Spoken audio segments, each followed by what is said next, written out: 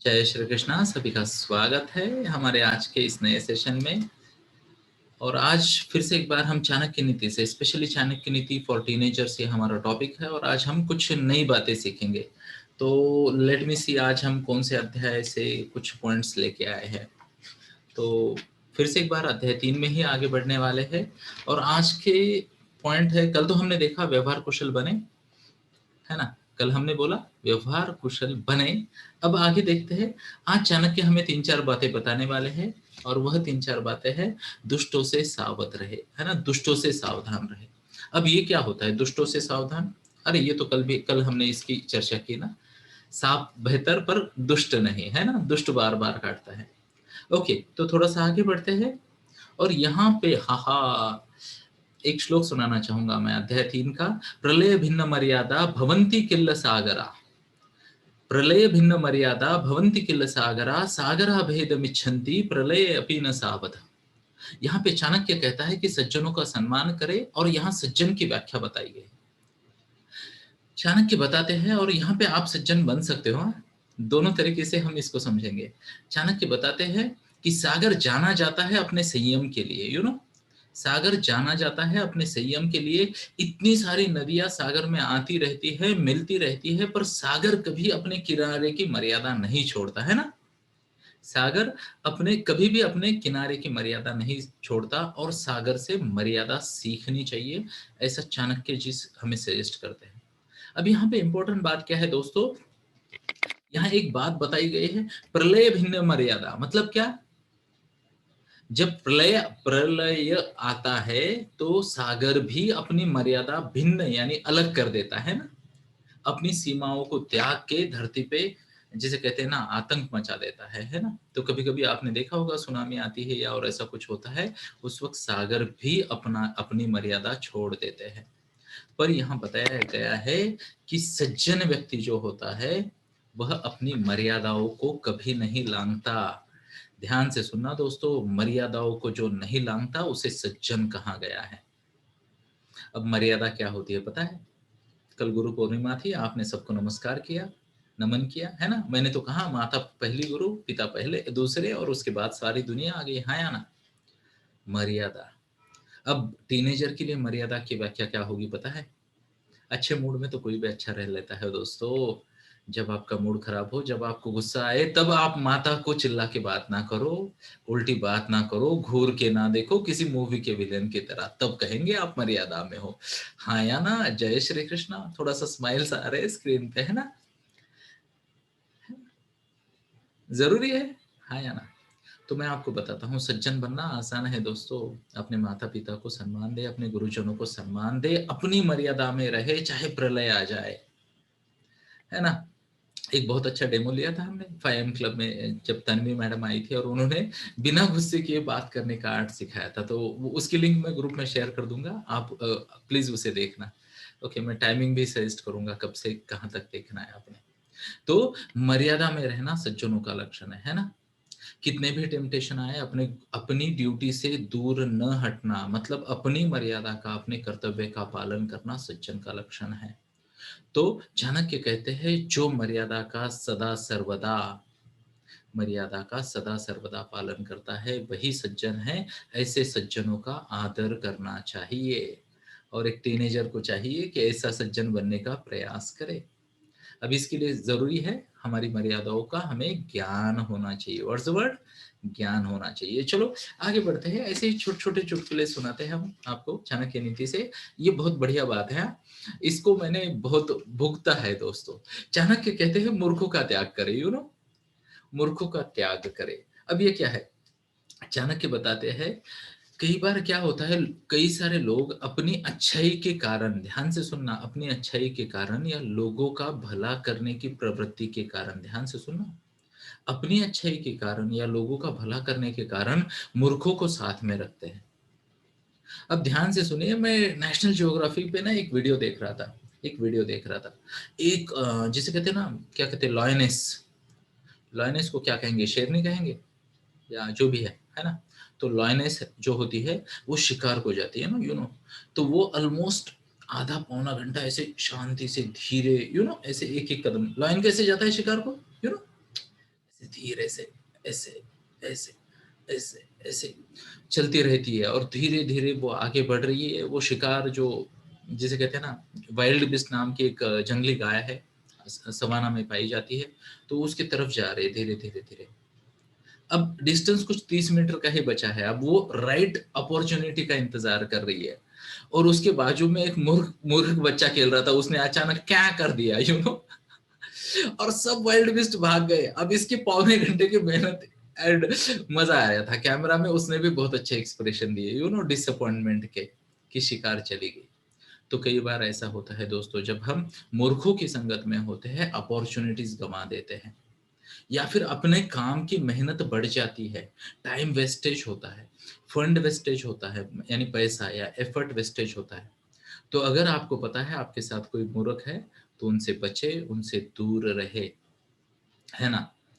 अ, अगर आपको दुनिया का भला ही करना है तो बहुत बड़े इंसान बने, सुपर डुपर सक्सेसफुल हो जाए और ऐसे मूर्खों के लिए एक अलग सा कुछ कर दे, वो बेहतर होगा।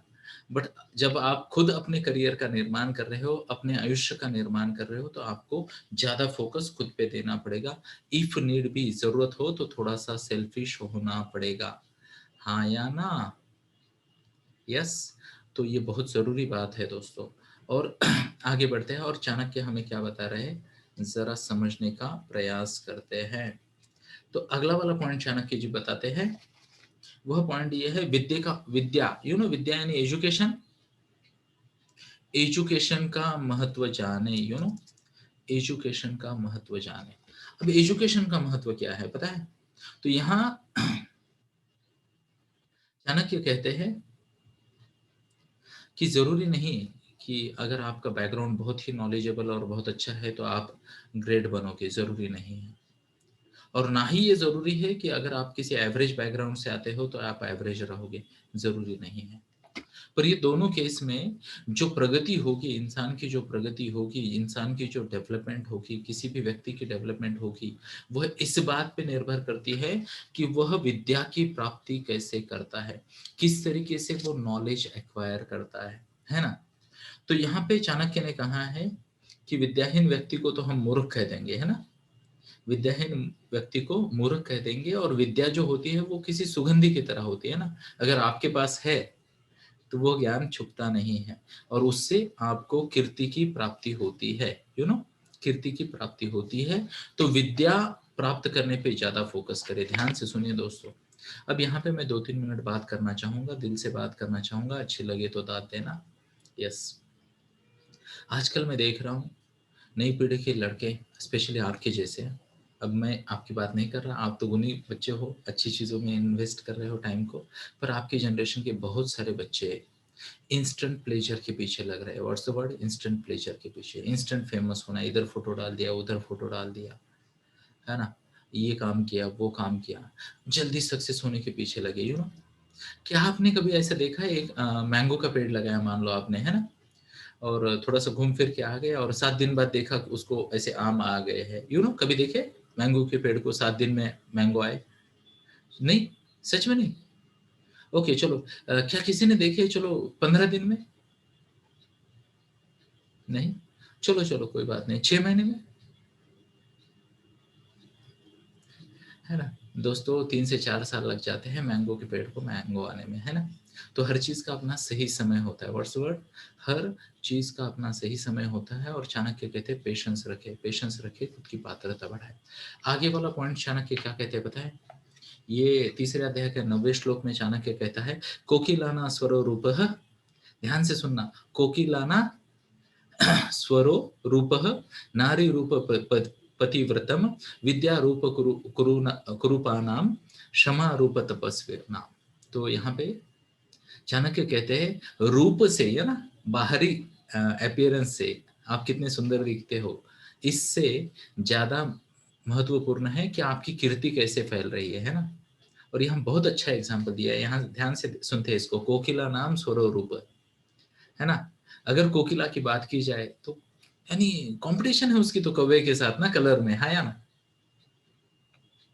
पर जब कोकिला वो कुहू कुहू कुछ करती है, कोई कोई कर सकता है क्या ऐसा कुहू कुहू? है कोई? है ना? चलो, अगर कोई है तो अगर मैं करूँ तो सब भाग जाएँगे। आप बोलोगे कोकिला के भेष में ये तो कौवा है, तो मैं वो रिस्क नहीं लूँगा। ओके, बट वो कुछ होते हैं, तो जैसे ही उसकी आवाज़ आती है, लोग उसकी तरफ आकर्षित हो जाते हैं ना? उसकी तरफ आकर्षित हो जाते हैं, ये उसका गुण है। और इस गुण की वजह से वो आकर्षित हो जाते हैं। इस गुण की वजह से उसे क्या कहते हैं, कीर्ति प्राप्त होती है। यहाँ पे नारी की कीर्ति पतिव्रत धर्म में बताई गई है। आगे देखते हैं यहाँ पे और क्या बताया गया है। विद्या रूप कुरूपा नाम, मतलब क्या? अगर कोई व्यक्ति दिखने में कितनी भी बदसूरत हो, अगर उसके पास विद्या है तो लोग उसके फैन बन जाते हैं, उसको फॉलो करने लगते हैं। हाँ या ना? Show off hands. ऐसे कितने देखे हैं हमने, मूर्ति महान कीर्ति महान, है ना? आज पूरा देश देश एक लड़की की तारीफ कर रहा है ना? एक लड़की की तारीफ कर रहा है, 2 लड़कियों की तारीफ कर रहा है, अभी तो दूसरी भी आ गई उसके साथ जॉइन हो गई, है ना? 2 लड़कियों की तारीफ कर रहा है। एंड ये उनके गुण से आया है ना? उनकी क्वालिटी से आया है। तो दोस्तों इस बात की तरफ सजग होते हैं और इस बात को ध्यान में रखते हैं।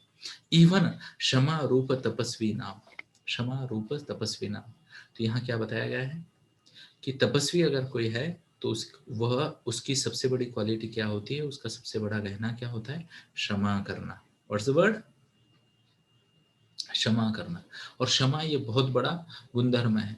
तो मैं आपको बताना चाहूंगा दोस्तों, है ना, इसमें ये समझने वाली बात भी है, इर्रिस्पेक्टिव ऑफ आप कैसे दिखते हो, इर्रिस्पेक्टिव ऑफ आप कैसे दिखते हो, कितने बढ़िया दिखते हो ना।